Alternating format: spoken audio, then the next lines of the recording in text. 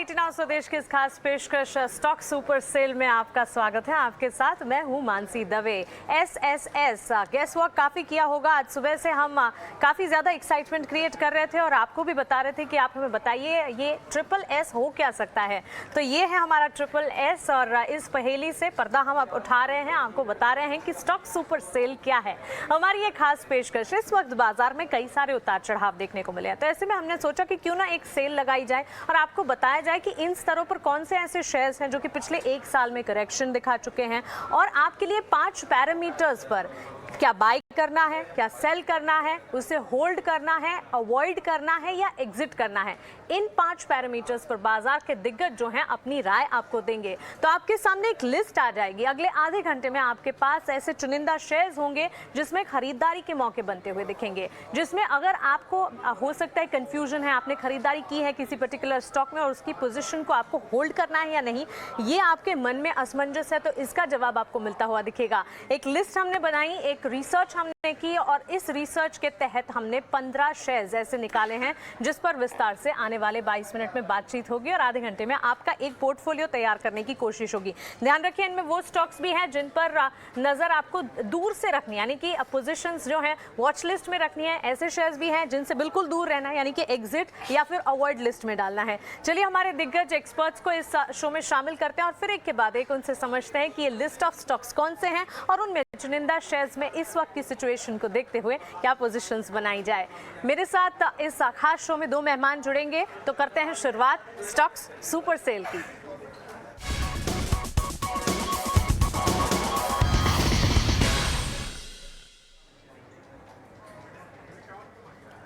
और चलिए super cell में हमारे 2 मेहमान हमारे साथ जुड़ गए हैं। बाजार के दिग्गज राहुल शाह है और बाजार के दिग्गज विजय चोपड़ा जी भी इस शो में हमारा साथ निभा रहे हैं। आप दोनों का ही बहुत स्वागत है। ईटीनाउ स्वदेश पर अपना समय देने के लिए शुक्रिया। और इस खास पेशकश में, क्योंकि इस सीज़न में समर शुरुआत कह सकते हैं, गर्मियों की इस वक्त जल्दी हो गई है और समर की अगर शुरुआत हो गई है तो समर सेल स्टॉक मार्केट में भी होनी चाहिए। Good afternoon to both of you, आपका स्वागत है। और शुरुआत मैं विजय जी आपसे करना चाहूँगी और शुरुआत में ही कुछ ऐसे स्टॉक्स की बात करना चाहूँगी जो कि काफ़ी हद तक फोकस में रहे। पिछले एक साल की अगर बात करें, कई सारी खबरें थी, कई सारी ऑर्डर विंस थी। कोचिन शिपयार्ड की मैं बात कर रही हूँ। कोचिन शिपयार्ड के स्टॉक को अगर देखेंगे, हमने क्लियरली ये देखा कि ऑर्डर बुक विजिबिलिटी जो है वो भले ही कमज़ोर देखने को मिली हो, लेकिन ह्यूज कैपेसिटी यहाँ पर देखने को मिली, यानी कि कंपनी में एक तरह से विजिबिलिटी स्ट्रेंथ तो है लेकिन परफॉर्म करने की कोशिश में लगी है कंपनी। एग्जिस्टिंग पोजीशन अगर है, क्या करना चाहिए, 5 पैरामीटर्स में से इस स्टॉक पर क्या राय होगी आपकी? देखिए, मुझे लगता है मानसी कि डिफेंस में जो भी कंपनीज इन्वॉल्व हैं, चाहे वो कोचिन शिपयार्ड हो, गार्डन रीच हो या दूसरी जो शिपिंग कंपनीज हैं, मुझे लगता है कि ये माझगांव डॉक हो, ये 3-4 कंपनीज हैं जो कि शिप बिल्डिंग में हैं और भारत में बहुत सारी चीज़ें करी जा रही हैं ताकि भारत एक अच्छा डिफेंस हब बन सके, एटलीस्ट उन कंट्रीज़ के लिए जो यूएस, फ्रांस, जर्मनी जैसे बड़े कंट्रीज़ के पास नहीं जा सकते क्योंकि वो महंगा सामान देते हैं। तो ऑप्शन बचता है इंडिया और कोशिश भी ये है, आई थिंक प्रधानमंत्री मोदी जी चाहते हैं और पूरा कैबिनेट चाहता है और कोशिश भी की जा रही है कि डिफेंस मैन्युफैक्चरिंग हब भारत बने। तो मुझे लगता है जिस भाव पे अभी अवेलेबल है कोचिन शिपयार्ड, ये बहुत ही अच्छी वैल्यूएशंस पे है और मेरा ये मानना है अगर यहाँ पे कोई खरीदता भी है तो उसको एक अच्छा पोटेंशियल है स्टॉक का ऊपर जाने का, जो मुझे लगता है 670-80 तक भी जा सकता है। तो बहुत ही अच्छा लेवल पे ये अवेलेबल है। थोड़ा नीचे जाएगा तो और लेने की चेष्टा करिए, इसको एवरेज करने की चेष्टा करिए। बहुत ही अच्छी कंपनी है, स्ट्रॉन्ग फंडामेंटल्स हैं, गवर्नमेंट ऑफ इंडिया की बैकिंग है, तो डर की कोई बात नहीं है। और जैसे कई बार होता है कि प्राइवेट प्लेयर्स होते हैं तो वहाँ डेट ओवरहैंग होता है या कुछ मैनेजमेंट रिलेटेड इश्यूज होते हैं या कॉर्पोरेट गवर्नेंस इश्यूज होते हैं, but government of India companies में ऐसा नहीं होता मोस्टली। और Cochin shipyard again in the ship building space, मुझे लगता है कि स्टॉक में काफ़ी पोटेंशियल है ऊपर जाने का और धीरे धीरे इसकी जो ऑर्डर बुक है वो भी स्ट्रांग होती जाएगी। तो बिल्कुल इसमें जिनके पास है वो रखिए, जिन्होंने ऊपर भी लिया है, और जो नया लेना चाहते हैं तो वो लीजिए और कुछ एवरेज कर सकते हैं तो वो भी करिए। ठीक है, तो चलिए पहला शेयर हमारे इस स्टॉक सुपर सेल कैटेगरी में कोचिन शिपयार्ड, और ये हमारे पैरामीटर पर भी खरा उतर रहा है और आपके लिए भी विजय जी की राय है कि खरीदारी के मौके भी बनेंगे और एग्जिस्टिंग पोजीशन है तो उसे तो बिल्कुल बरकरार ही रखें। राहुल, आपसे जानना चाहूंगी, स्वागत है आपका। AB fashion, Aditya Birla fashion का स्टॉक काफी हद तक फोकस में भी रहता है और इनफैक्ट रिटेल कैटेगरी की बात करें तो काफी हद तक नए डेवलपमेंट्स के चलते भी ये खबरों में रहा है। इंक्रीमेंटल इन्वेस्टमेंट है, कई नई बिजनेसेस हैं, नए सेगमेंट्स हैं जिसमें ये इनोवेट कर रहे हैं, जिसके चलते स्टॉक में मूवमेंट तो नजर आती है। टेक्निकली तो यहाँ पर हम देखें लगातार उतार चढ़ाव के बीच स्टॉक ने कई बार परफॉर्म किया, लेकिन आपका नजरिया क्या होगा फंडामेंटल बेसिस पर स्टॉक में क्या किया जाए?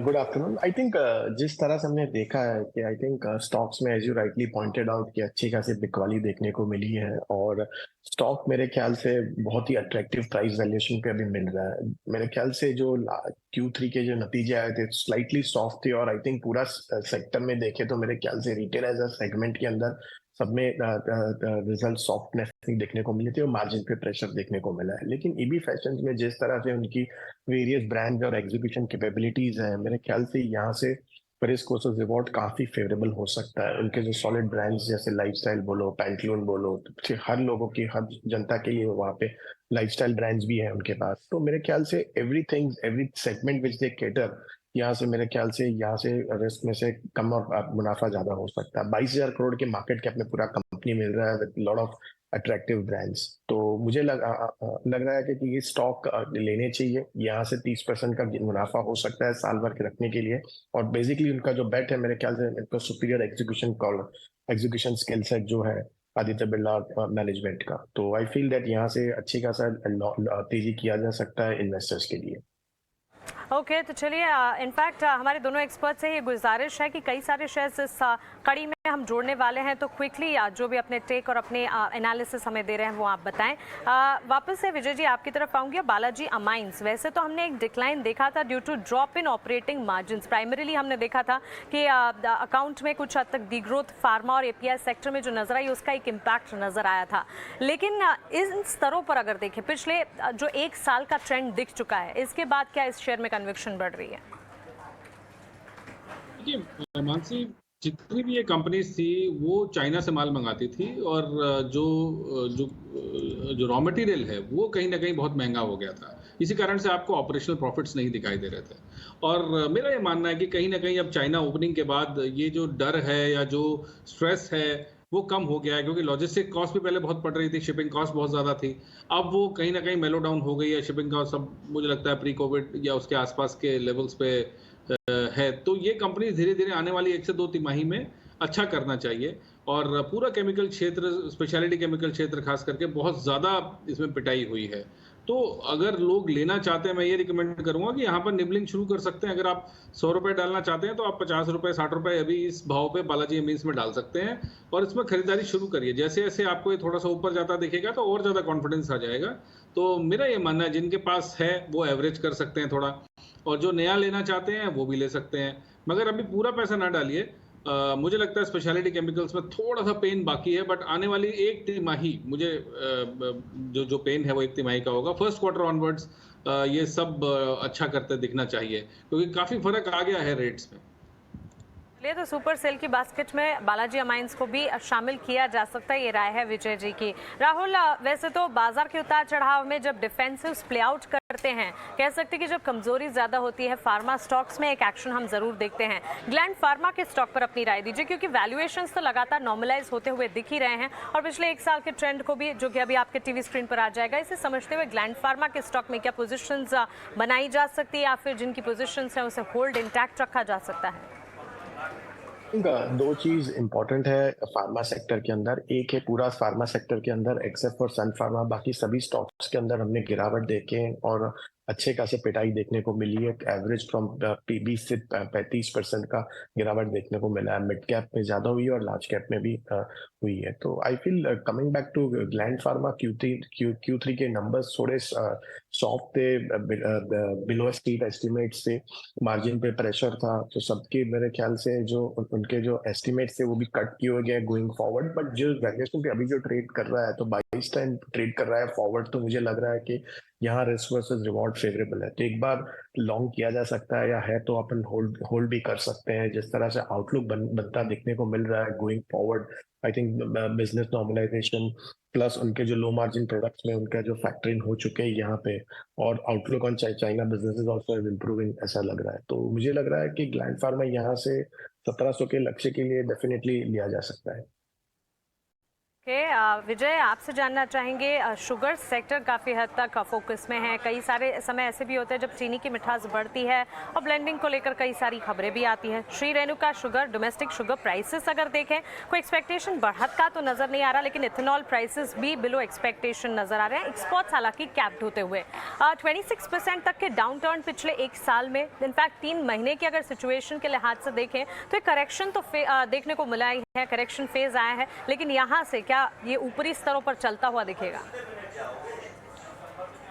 मानसी, पहले शुगर सेक्टर पूरा का पूरा सिक्लिकल हुआ करता था और टू फेज पॉलिटिकली मोटिवेटेड था, पॉलिटिकल डिसीजंस होते थे किसानों के अरियर्स को लेके, चीनी मिलों के अरियर्स को लेके, मगर मुझे लगता है पिछले 3-4 सालों में चीनी मिलों ने अपने पुराने पाप धो लिए हैं।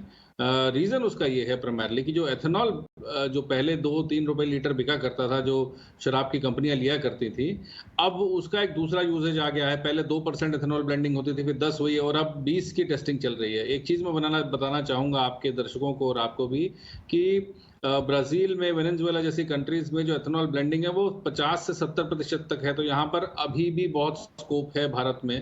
वो प्राइमरली इसलिए भी कि क्यों हम फॉसिल फ्यूल इंपोर्ट करते हैं और उसके डिपेंडेंसी को कम करना चाहते हैं। तो मेरा ये मानना है लॉन्ग टर्म में चीनी मिलें अच्छा करेंगी। सारी जो अच्छी टॉप कंपनीज हैं इंक्लूडिंग रेणुका, ये इन्होंने अपना एथेनॉल की कैपेसिटीज बढ़ाई हैं और नो डाउट कंजम्पशन से रिलेटेड है शुगर सेक्टर। तो मेरा ये मानना है कि जो कंजम्पशन है वो तो है ही है, मगर एथेनॉल की जब ब्लेंडिंग 20% हो जाएगी तो इनका और खपत बढ़ जाएगी, इन कंपनीज को और प्रॉफिट आएगा। और इसका एक एडवर्स इम्पैक्ट मैं देखता हूँ लिकर सेक्टर पे, बट एनीवे वो हम कभी बाद में डिस्कस करेंगे। बट मुझे लगता है अच्छे लेवल्स पे है और अच्छा क्वालिटी कंपनी है। और ये मेरा मानना है कि दोबारा से ये 60, 65, 70 तक जाने का दमखम रखता है, तो रेणुका में खरीदारी करनी चाहिए। एब्सोल्युटली। तो इथेनॉल ब्लेंडिंग एक फैक्टर, एक पैरामीटर है और दूसरा कंजम्पशन से जुड़ी थीम से जुड़ा हुआ स्टॉक है ये, इसलिए यहाँ पर भी निवेश का नजरिया बनाकर आप बिल्कुल चल सकते हैं। Rahul, container corporation of India, आज भी मूवमेंट है और स्टॉक प्राइस की अगर बात करें पिछले कुछ सेशंस में अच्छा मूवमेंट इस स्टॉक ने दिखाया भी है, लेकिन डाइवेस्टमेंट को लेकर खबरों की अगर बात करें तो उसको लेकर अटकलें कई सारी लगाई जा रही हैं। कंटेनर कॉरपोरेशन पर नई खरीदारी से बचकर अगर पोजीशंस हैं उसे होल्ड रखने की राय होगी या इन स्तरों पर खरीदारी भी की जा सकती है? आई थिंक Q3 के नतीजे उनके अच्छे थे कंटेनर कॉर्पोरेशन के मेरे ख्याल से, और गोइंग फॉरवर्ड ऑल्सो मेरे ख्याल से आउटलुक भी पॉजिटिव कमेंट्री मैनेजमेंट ने दिया हुआ था। और जिस तरह से डाइवेस्टमेंट के लेके खबरें हैं मेरे ख्याल से वो थोड़ा डिले हो रहा है, वही कारण से स्टॉक में मेरे ख्याल से अंडर परफॉर्मेंस देखने को मिल रही है। और स्टॉक में अच्छे खासे गिरावट भी देखे 52 वीक हाई से अपन देखें तो, लेकिन जिस तरह से वैल्यूएशन पे अभी ट्रेड कर रहे हैं तो मैं मानता हूं कि यहाँ से नियर टर्म में अपसाइड डेफिनेटली कैप है।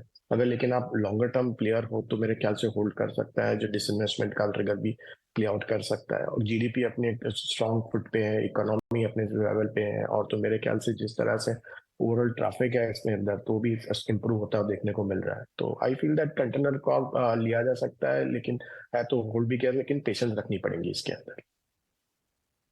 रखनी होगी, कॉनकॉर में अगर पोजीशंस है उसे बचाकर रखें, लेकिन इसके अलावा नई बाइंग के लिए भी आप slow and eventual accumulation container Corp में कर सकते हैं। तो जैसे कि आप देख रहे हैं आपकी ट्रॉली जो है स्टॉक सुपर सेल हमारी इस खास पेशकश से भरती ही जा रही है और लगातार हम आपको ऐसे अच्छे स्टॉक्स बता रहे हैं। और इस समय इन स्टॉक्स को जानना काफ़ी ज़रूरी है क्योंकि ये करेक्ट हुए हैं, तो करेक्ट हुए हैं मतलब आपके लिए ये सही समय है इनमें एंटर करने का। तो ये स्टॉक्स की सूची में अगला शेयर आपसे जानना चाहूँगी मिस्टर चोपड़ा, सेंचुरी टेक्सटाइल। वैसे टेक्सटाइल सेक्टर की अगर बात करें तीसरी तिमाही में हमने देखा कुछ हद तक टेक्सटाइल सेक्टर उनसे जुड़ी कंपनियां इम्पैक्ट होती हुई दिखी थी हमने, क्योंकि अंडर परफॉर्मेंस देखी, कई सारे फैक्टर्स थे टेक्सटाइल सेक्टर के लिए जो कि काम नहीं कर रहे थे। लेकिन यहाँ से करेक्शन जो देख चुका है सेंचुरी टेक्सटाइल पर आपका कन्विक्शन अब बनता है?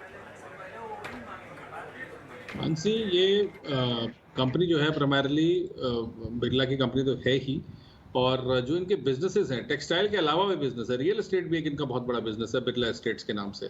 और मेरा ये मानना है कि रियल एस्टेट थोड़ा प्रेशर में इसलिए रहा क्योंकि हमारे इंटरेस्ट रेट्स बहुत तेज़ी से बढ़े और जनरली हम देखते हैं कि जो रियल एस्टेट बिकता है, खास करके रेजिडेंशियल रियल एस्टेट, वो लोग कर्जा लेते हैं बैंक से और उसका ब्याज भरते हैं बैंकों को। तो एक वो कारण था कि सेंचुरी टेक्सटाइल पे प्रेशर रहा। दूसरा, मुझे लगता है टेक्सटाइल स्पेस में जो अच्छी कंपनीज़ हैं वो अब लौटनी चाहिए क्योंकि उनमें काफ़ी करेक्शन हो चुका है। तो भले वो वर्धमान टेक्सटाइल हो, सेंचुरी टेक्सटाइल हो और भी अरविंद जैसी कंपनीज़ हैं, तो ये कंपनीज़ वापस आना चाहिए और यदि किसी का 6 महीने से साल भर तक का आउटलुक है, तो बहुत ही अच्छे भाव पर अवेलेबल है। 626 पे अभी है।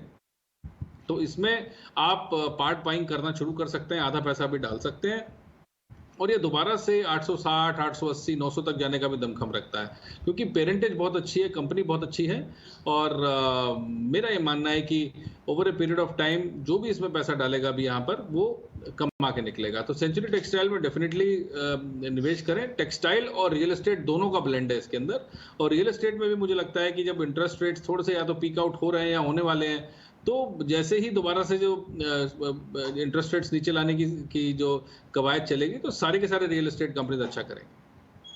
तो यहाँ पर दो इंपॉर्टेंट फैक्टर्स प्ले आउट हो रहे हैं, एक तो टेक्सटाइल भी है, रियल एस्टेट भी है, दमखम रखता है स्टॉक, इसीलिए यहाँ पर एक्यूमुलेशन धीरे धीरे करना चाहिए। JSW एनर्जी, राहुल, वैसे तो देखें तो स्टॉक में मूवमेंट अच्छी नजर आ रही है, पिछले 5 सेशंस में 15% के इर्द गिर्द तो चल चुका है ये स्टॉक, लेकिन सारे पॉजिटिव्स जो है प्राइस्ड इन होते हुए भी नजर आए, वैल्यूएशन एक्सपेंसिव भी दिखे हैं, तो यहाँ से कौन से फैक्टर्स हैं जो कि स्टॉक को स्ट्रेंथ दे जाएंगे आपके हिसाब से?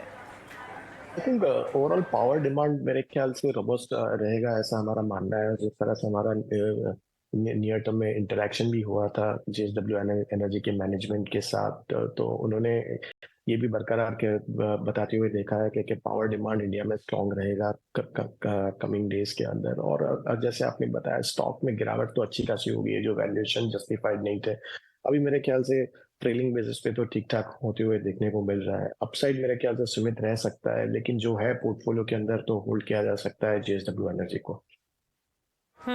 और जब आप शॉपिंग करने जाते हैं तो कुछ और ऐसे प्रोडक्ट्स भी होते हैं जिनसे दूर रहने की भी राय आपको मिलती है, तो फिर जहां सुपर स्टॉक सेल की बात कर रहे हैं हम, जहां खरीदारी, बिकवाली और साथ ही होल्ड पोजीशंस की बात कर रहे हैं, ऐसे स्टॉक्स पर भी नज़र डालनी चाहिए जिनसे दूर रहना है, यानी कि जिनको बिल्कुल अवॉइड करना है। ऐसे स्टॉक्स विजय जी के लिस्ट में हैं, वो आपको एडवाइस देंगे कि इन्हें अवॉइड क्यों करना है। जेंसरॉल इंजीनियरिंग और शैली इंजीनियरिंग, विजय जी इस पर क्विकली आप अपनी राय दीजिए।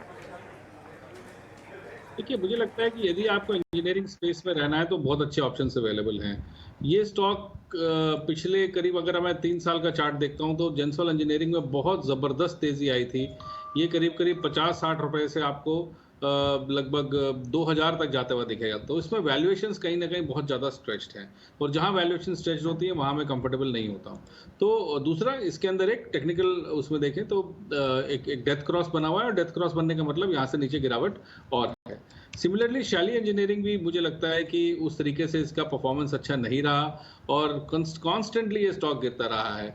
और मेरा ये मानना है यदि कोई इंजीनियरिंग या कैपिटल गुड्स में रहना चाहता है तो वाई नॉट L&T, और टॉप की कंपनीज क्यों ना ली जाएं।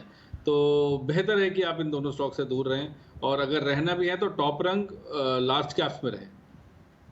ओके, तो ये 2 शेयर्स हैं जिसे आप अपनी सेल की जो बास्केट है या ट्रॉली है उसमें नहीं रखें, यानी कि ये प्रोडक्ट्स हैं जिससे दूर रहना है। जैसे कि हमने वादा किया, वो शेयर्स भी आपको बताएंगे जिनसे दूर रहना, वो शेयर्स भी बताएंगे जो कि करेक्शन में अट्रैक्टिव होते नजर आ रहे हैं। राहुल, पिरामल फार्मा, अभी थोड़ी देर पहले ग्लैंड फार्मा का जिक्र हम कर रहे थे, बातचीत भी कर रहे थे। पिरामल फार्मा के लिए मार्जिन जो हैं वो लास्ट ईयर के मुकाबले फ्रॉम 15% टू 5% डिक्लाइंस दिखे हैं, लेकिन डिक्लाइंस में कमी आती हुई नजर आई है और डेट लेवल्स बड़े हैं because of increase in capex as well. यहाँ से पिरामल फार्मा पर कैसे आपकी राय होगी? आई थिंक ये जो Piramal pharma, I think Piramal enterprise का जो स्पिन ऑफ हुआ था, डिमर्ज हुआ था, उसमें से शेयर्स आए थे और उसके बाद कंसिस्टेंटली स्टॉक्स में सेल ऑफ देखने को मिली है। ऑब्वियसली Q3 के नतीजे में बहुत ही गिरावट देखने को मिली थी, एज यू राइटली सेड के मार्जिन्स पे लेकर मेरे ख्याल से काफी सारा स्टॉक्स में एक्शन देखने को मिला था। तो स्टॉक मेरे ख्याल से आपके पास काफी सारे ऑप्शंस अवेलेबल है फार्मा प्ले के अंदर। जिस तरह से हमने गिरावट देखी है, मैंने आपको बताया कि 30 से 40% का कई मिड कैप स्टॉक्स के अंदर गिरावट देखने को मिल रहा है, तो वैल्यू पर्सपेक्टिव वहाँ से ठीक-ठाक लग रहा है। तो मेरे ख्याल से पिरामिड फार्मा है, तो मेरे ख्याल से होल्ड किया जा सकता है, but there are lot of other options also available. लेकिन जिस तरह से प्राइस मूवमेंट हमने देखा है गिरावट की ओर, तो मैं होल्ड करने की सलाह दूँगा पिरामिड फार्मा के अंदर। पोजीशंस को होल्ड करने की राय। अभी थोड़ी देर पहले विजय जी से मैंने उन स्टॉक्स पर उनकी राय ली। राहुल, जिन स्टॉक्स से दूर रहना है, जिन्हें बिल्कुल अवॉइड करना है, आपकी लिस्ट में कौन सा शेयर है जिसे अवॉइड करना है? आई थिंक एक सबसे बड़ा थीम प्ले आउट हो रहा है कि जहाँ पे भी वैल्यूएशन एक्सपेंसिव है, वो स्टॉक्स के अंदर मेरे ख्याल से डीरेटिंग देखने को मिली। ये पूरा थीम रहा है।